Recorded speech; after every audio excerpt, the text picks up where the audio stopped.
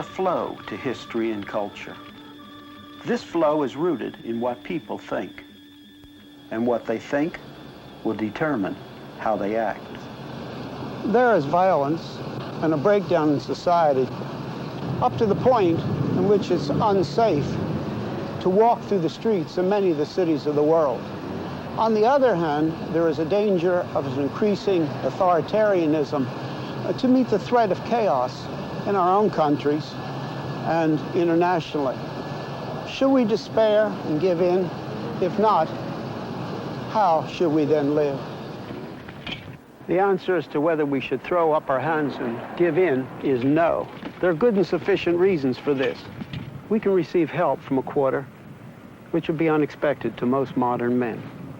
But to understand how, we have to delve back into history.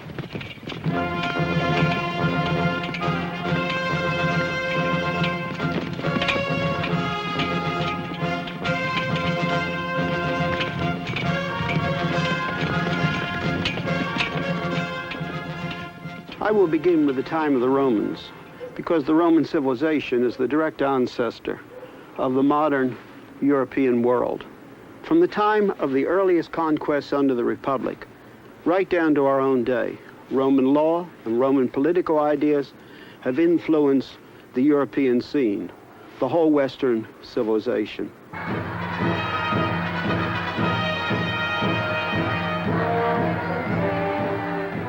The Roman Empire was great, both in size and military strength. It reached out over much of the known world. Its roads led over all of Europe, the Near East, and North Africa. All the way from Hadrian's Wall, which was built to keep out the Scots, who were too tough to conquer, to the forts on the Rhine River, to the north of Africa, to the Euphrates River, and the Caspian Sea. In one conquest, the Roman legions crossed the Alps, came down the Rhone Valley past the peaks of the Dent-de-Midi to that place which is now called Vevey in Switzerland.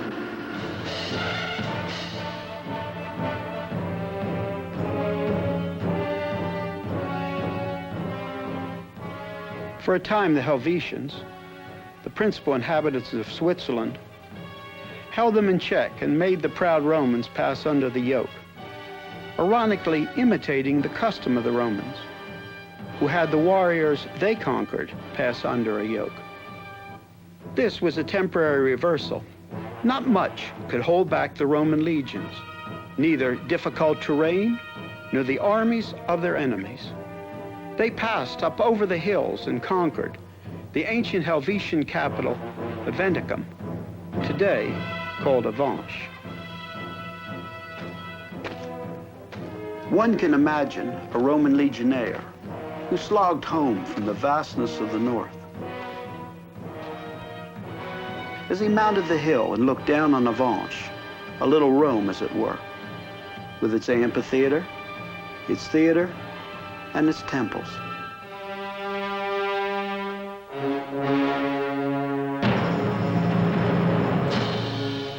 I love Avanches. It contains some of my favorite Roman ruins north of the Alps.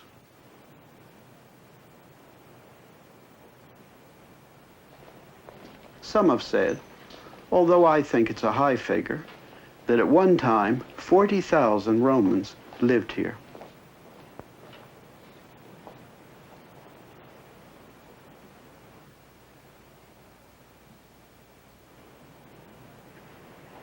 The opulence of Rome was here at Avanches. This gold bust of Marcus Aurelius was found here.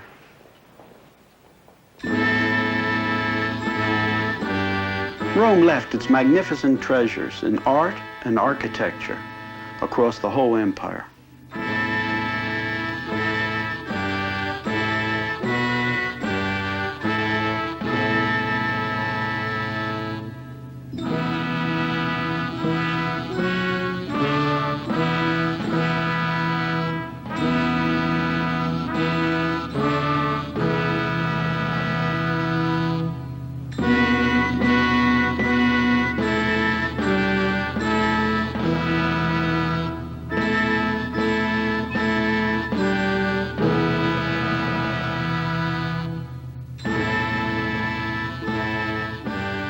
In many ways, Rome was great, but it had no real answers to the basic problems that all humanity faces.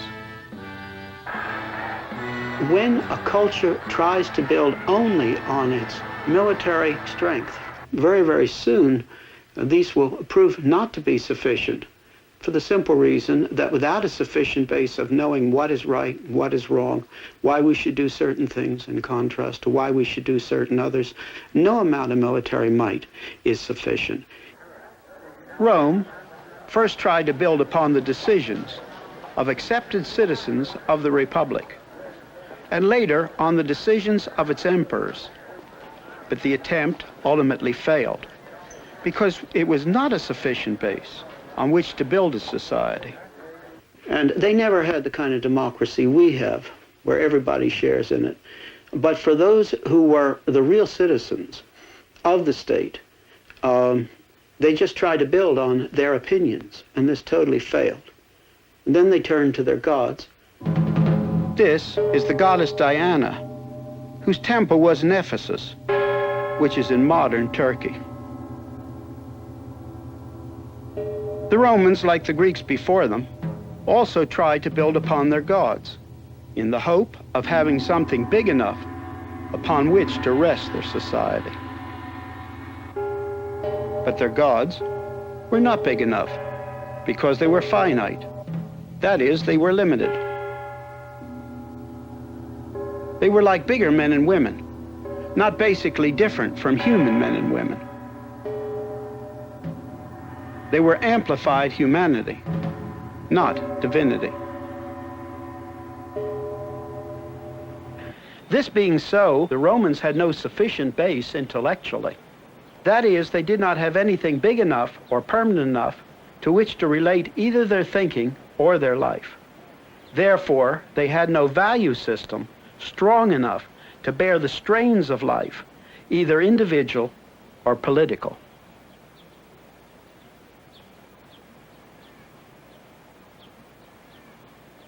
All their gods together could not give them a sufficient base for life, morals, values, or final decisions.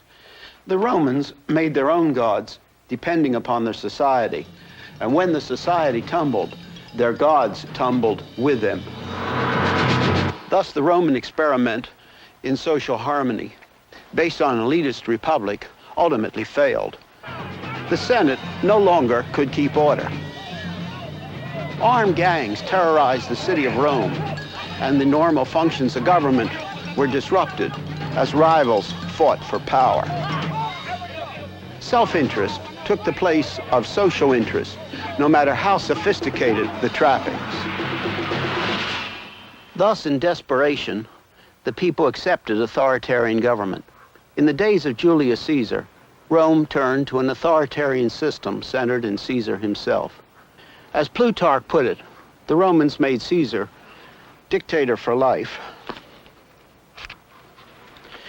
in the hope that the government of a single person would give them time to breathe after so many civil wars and calamities.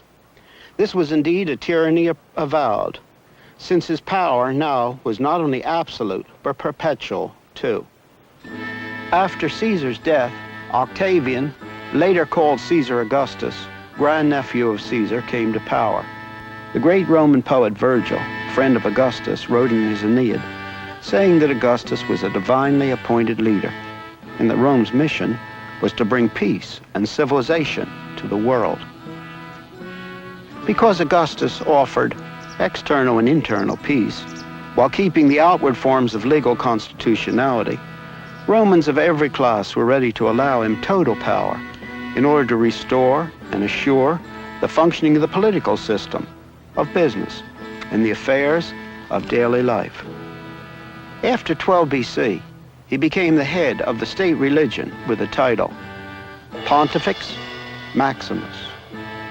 All men were urged to worship the spirit of Rome and the genius of the emperor. Later, this became obligatory for all the people of the empire. And later still, the emperors simply ruled as gods. Augustus tried to legislate morals and family life, Later emperors tried impressive legal reforms and welfare programs, but a human God was a poor foundation, and Rome fell. It is important to realize the difference a people's worldview makes to their strength as they're exposed to the pressures of life.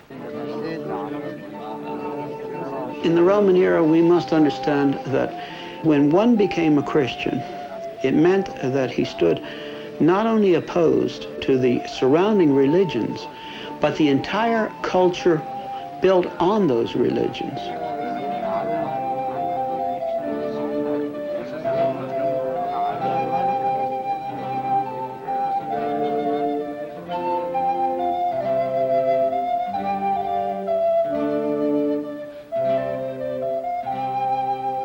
Back in the Roman days, when a person became a Christian and was marked as a Christian by baptism, it was a very short step at times from the open profession of faith to the martyr's death.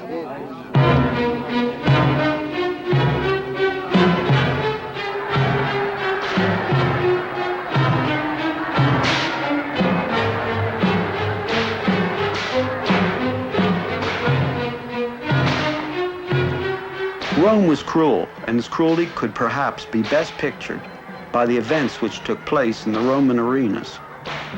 For example, the gladiator one sees in this statue.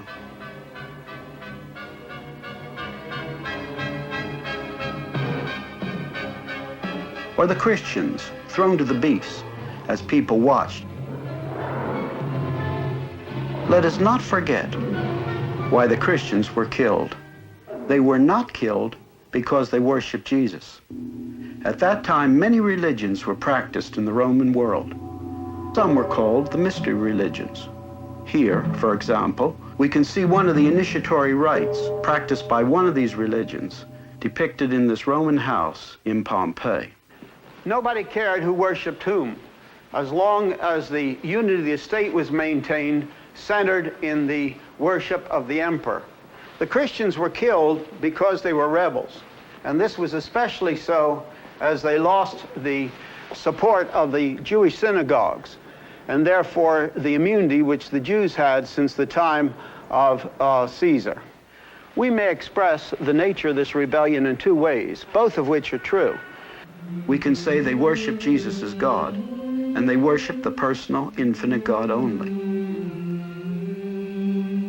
This worshiping of the one God only, Caesar could not tolerate. It was counted as treason. This became a special threat to the unity of the state based on emperor worship during the reign of Diocletian in the 3rd century, when people of the higher classes began to become Christians in larger numbers.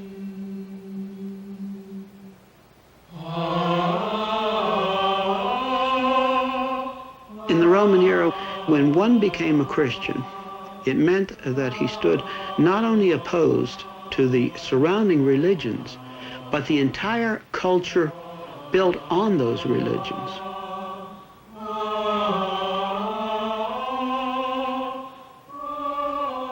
The early church believed that Jesus was the Old Testament prophesied Messiah, and that he had come, and that he had died in substitution on the cross.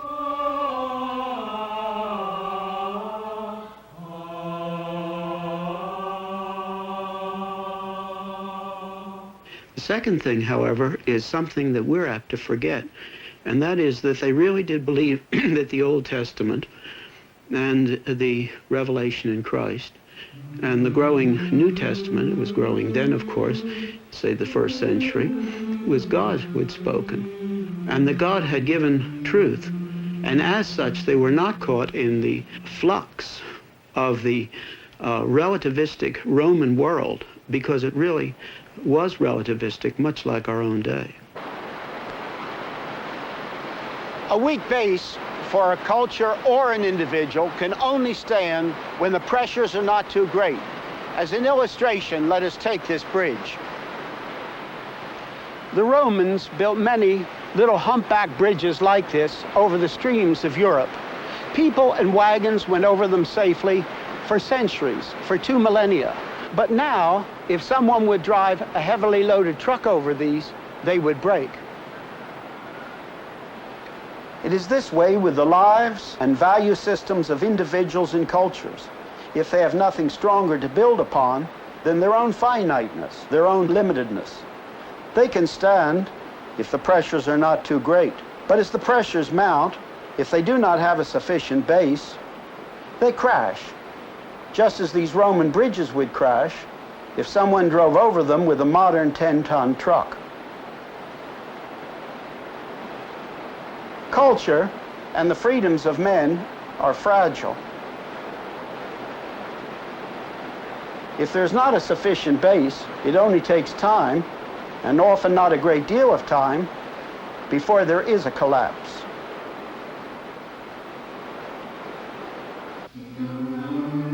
In catacombs such as these here in Rome, the Christians buried their dead and met for worship. That it was the Christians who were able to resist the religious mixtures, syncretism, and the effects of the weaknesses of Roman culture speaks of the strength of the Christian worldview. This strength rested on God being an infinite personal God, and that he had spoken in the Old Testament, the revelation through Christ, and the gradually growing New Testament, and that he had spoken in a way that people could understand. This meant that they not only had knowledge about the universe and mankind, which people could not find out by themselves, but they had absolute universal values by which to live and by which to judge the state in which they lived. And people are unique in being made in the image of God. There was a reason for the basic dignity and value of each individual. If they had worshiped Jesus and Caesar, they would have gone unharmed. But they worshiped one God only and rejected all forms of syncretism. There was no mixture. All other gods were seen as false gods. Or we can express why they were killed in another way. No totalitarian authority, no authoritarian state can tolerate those who have an absolute by which to judge that state and its actions.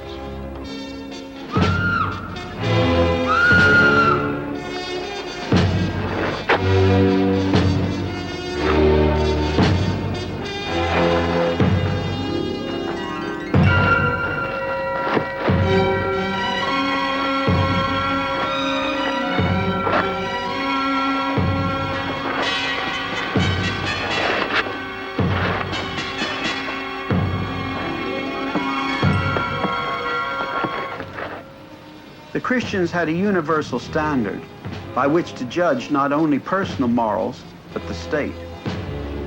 So they were counted as the enemy of totalitarian Rome.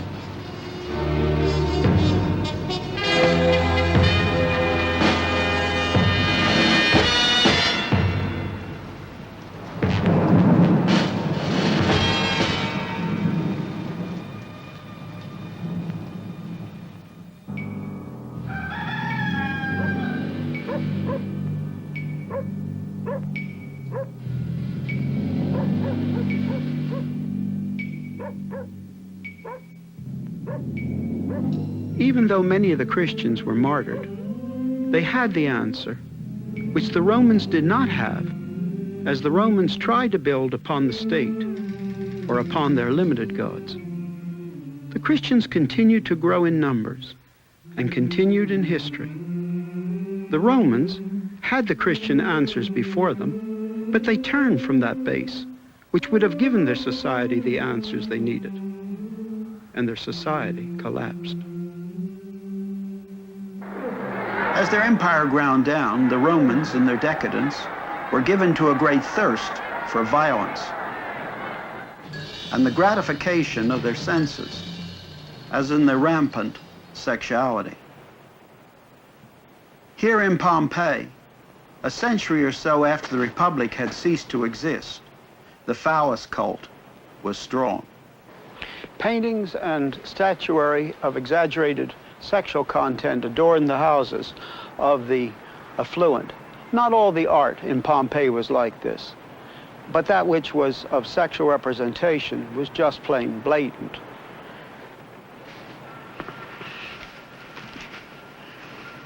Rome collapsed, not from external, but from internal weaknesses.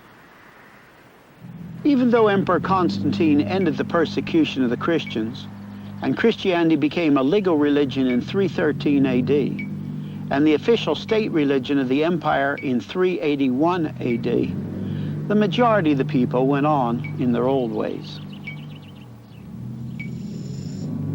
Apathy was the chief mark of the period. The elite abandoned intellectual life for their social life. Apathy also showed itself in the arts, with a lack of creativity. Officially sponsored art became decadent. The music became increasingly bombastic. Look at these 4th century works here on the Arch of Constantine. And in contrast, these handsome 2nd century works of art taken from earlier monuments from the period of Emperor Trajan. This portrait of Emperor Valentinian is so much inferior to this likeness of Emperor Nero, which was minted 300 years earlier. All of life was marked by the prevailing apathy. And as the Roman economy slumped lower and lower, burdened by a costly government and by inflation, authoritarianism increased in order to try to set off the apathy. And as less people were inclined to work, the state took over more and more freedoms were lost. For example, laws were passed binding the small farmer to his land. And because of the apathy and its results and the oppression, few people thought the old civilization was worth saving. Rome did not collapse because of outward forces such as the barbarians, but because of inward rottenness. And Rome gradually became a ruin. The conclusion I draw looking at the Roman era is the fact that nothing humanistic provides a strong enough base for society, as well as the individual life of the individual man and woman. The Greeks and the Romans tried magnificently to first build on society, on those people who made up their society, which is an exclusive elitist society. But those people, they tried to build on this and totally failed. And then they tried to build on finite gods, gods that were not the infinite personal God. And this equally failed. It brings a simple conclusion. There is no foundation strong enough for society within the realm of finiteness and beginning from man alone and as autonomous. The other side, of course, is that the Christians were able to stand. But the reason they were able to resist the syncretism of that day and the breakdown and face the arena, really face it with certainty, is because they began at exactly the opposite place. They began with the existence of an infinite personal God, and that he had spoken and they had the truth in the Old and the Testament, in the revelation of Christ, and in the then growing New Testament.